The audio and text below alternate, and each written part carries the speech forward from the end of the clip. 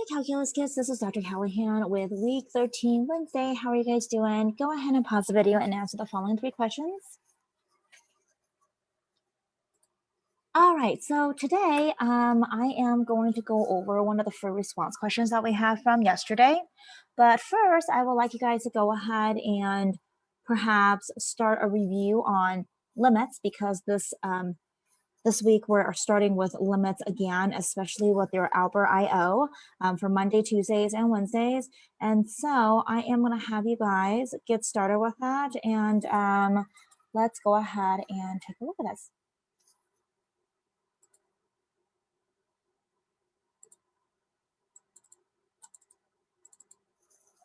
So I'm going to have you go ahead and do the 20 questions right here.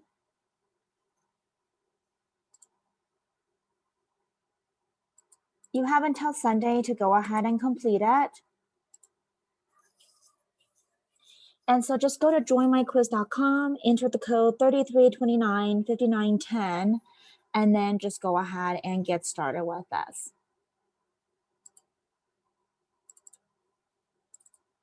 All right, so with that said, we're going to take a look at the question that we had from yesterday and go over this. So take a moment and read the question.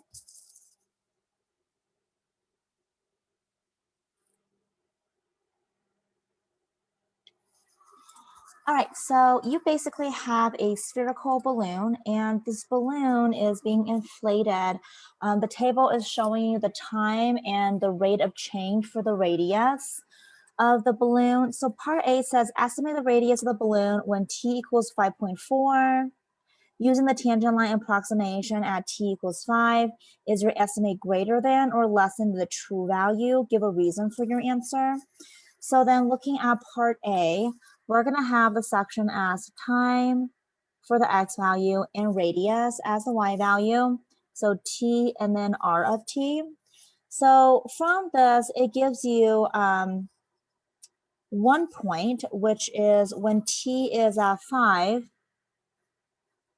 your radius is going to be 30. And if you take a look over at the table gives you that when the radius is at 5, the rate of change is going to be 2.0 or 2. And that 2 is 2 feet per minute. That's the expansion rate. So with that said, you know that your slope is going to be 2, your x is 5, and your y is 30. So then let's go ahead and plug that into our equation for a line. You can go ahead and use point slope form or y-intercept form. Personally, I like y-intercept form, so y equals mx plus b. So I have 30 equals 2 times 5 plus b. My goal here is to solve for b itself. So 30 equals 10 plus b equals 20, y equals 2x plus 20. That is going to be your equation. Now it's asking for you that what is the rate of change at 5.4? So y, and actually I shouldn't say y, I should put r of t equals 2t plus 20, kind of write it back in reverse using the proper notations there. So then r of 5.4 is equal to 2 times 5.4 plus 20, which is then going to give you about 30.8 feet is going to be the radius.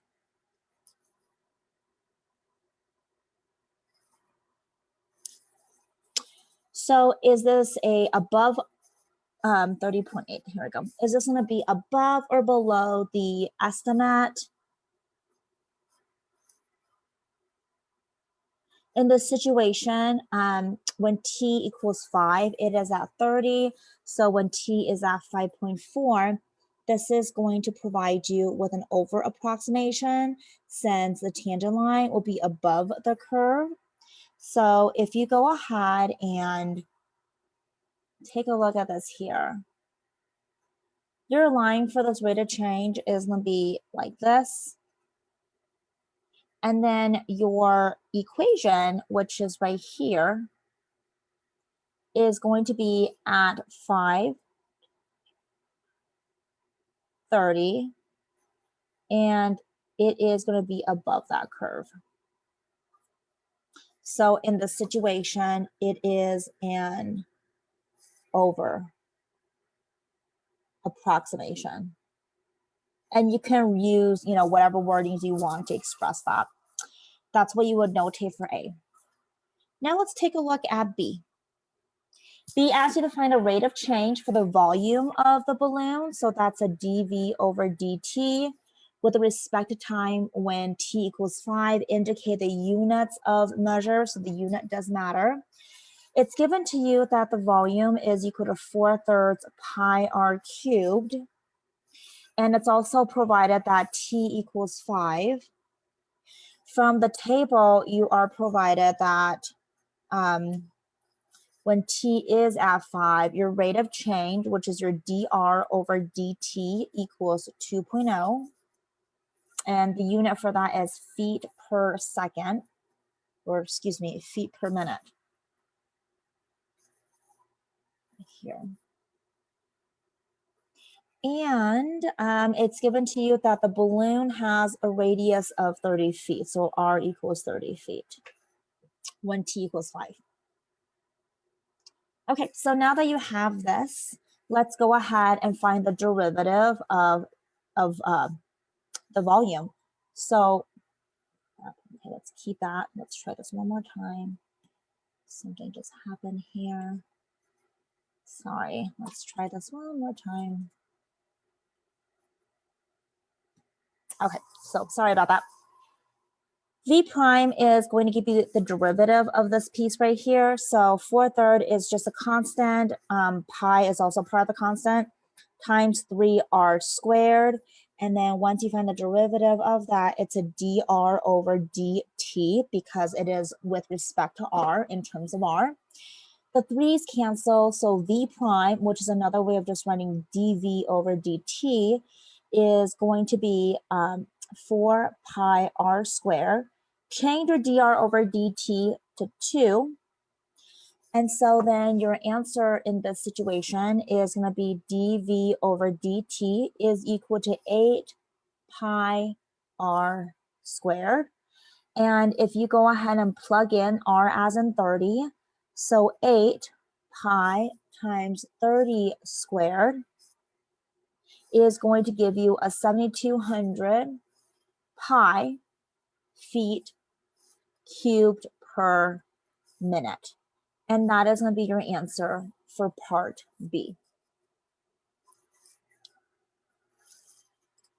Okay, so let's go ahead and take a look at part C. C asks you to go ahead and use the Riemann sum or the right Riemann sum with 5 subintervals. So right Riemann sum, indicated by the data in the table to approximate the integral from 0 to 12. So with that one,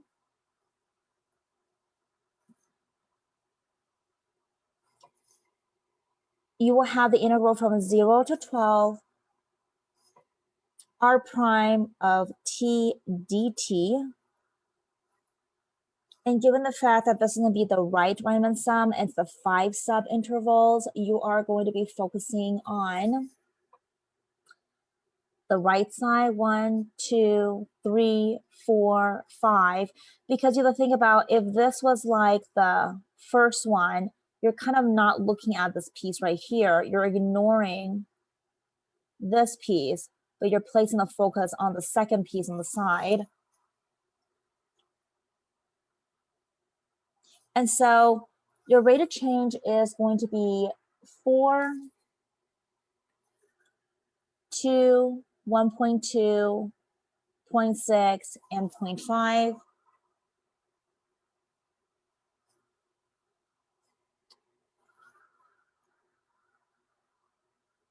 And then your base, because this right here is going to give you your height. Oops, let's try that again. That is going to be the height. But if you're finding the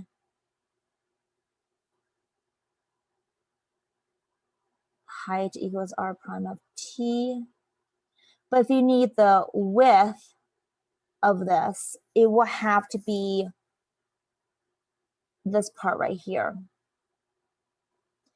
But it's not the numbers in here, it's actually be the differences in between.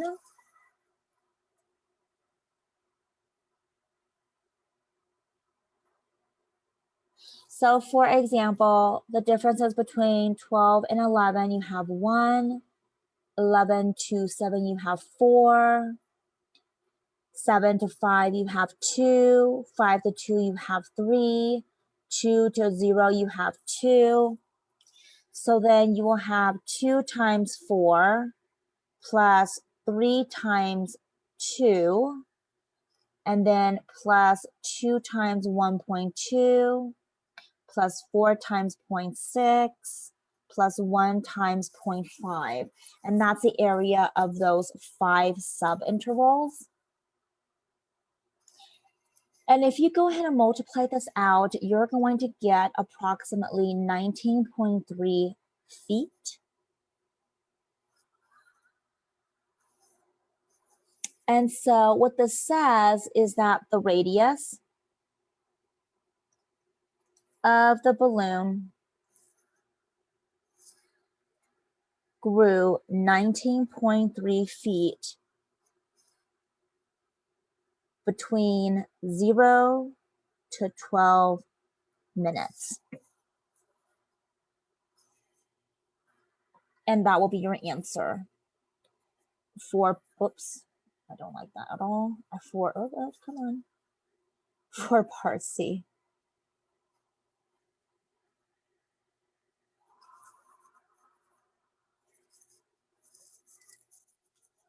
All right, so for your last part over here, it says, is your approximation in part C greater than or less than the integral of 0 to 12 r prime t dt?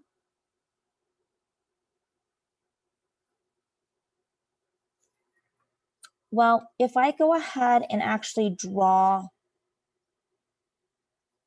this right here, I know that this one has a 2 going back to a 3.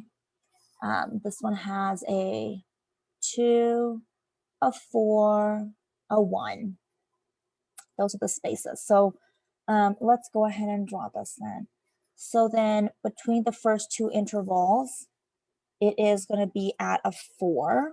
So 1, 2, 3, 4, 5, 6, 7, 8, 9, 10, 11, 12. So in between 0 to 2, it's 1, 2, 3, 4, 5, 6. 1, 2, 3, 4, 5, 6. So this piece right here is going to be r prime of t. This piece right here is going to be from 1, 2, 3, 4, 5, 6, 7, 8, 9, 10, 11, 12. And this is going to be the t in minutes. This is going to be feet per minute. So when I draw my intervals here, I am going to have from 0 to 2. So here is 0, 0 to 2. It is going to be at,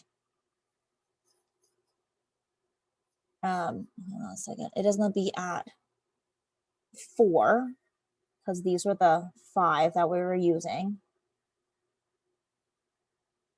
So imagine this right here is going to be the y-axis, and this, oh, actually not that part specifically, but the in between here, that's going to be the x-axis. So at 2, it's at 4. So 2, 4. So at 2, it is to 4. So imagine this is going to be your first rectangle right here. Okay, and remember it's a right Riemann sum, so you're looking at it from the right perspective. The next one is a 3. It's going to be at 2. So 1, 2, 1, 2, 3. 1, 2, 3. It's going to be at 2. Then at 2 intervals, it's going to be at 1.2. So the 1.2 is going to be right there, 2 intervals right there. And then at 4, interval is going to be at 0.6. 1, 2, 3, 4. And lastly, at 1 interval, it's going to be at 0.5. So keep in mind, this is going to be on the right Riemann sum. So then your interval is going to, or excuse me, your graph is going to look like this.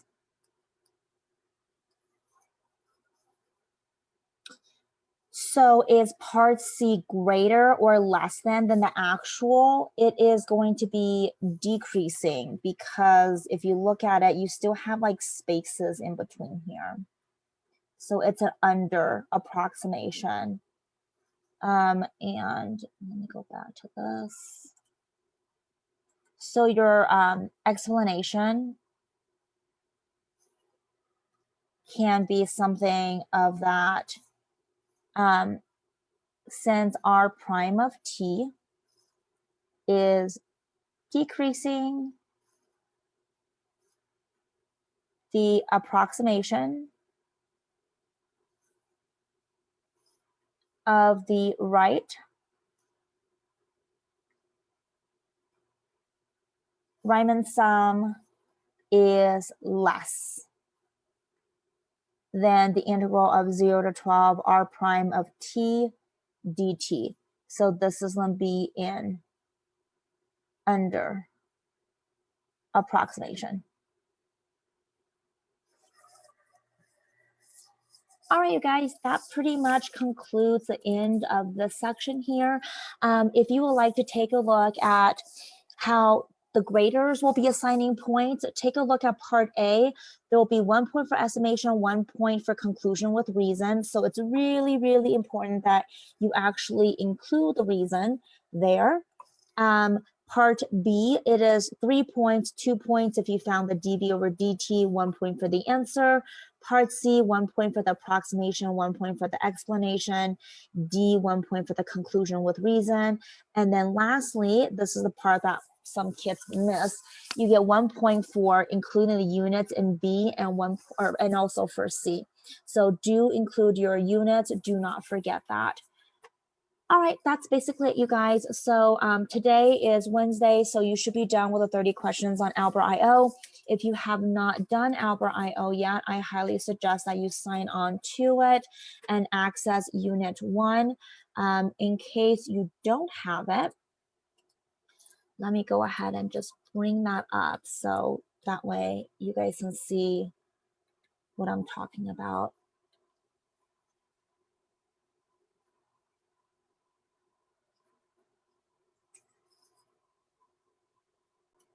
Okay, so this is for week 13, Monday, Tuesday, Wednesday. Today is actually Wednesday, so you should be done with your limits by the end of today. The page number here is for your Princeton review. It's on page 81 to 109. They will show you different variety of examples on limits and whatnot. I highly suggest that you go over them if you kind of forgot how to do limits and you don't remember like the analytical way of doing certain limits, etc. So make sure you guys have that part covered. All right, you guys, as always, have a wonderful Wednesday, and I'll see you guys on Thursday. Take care.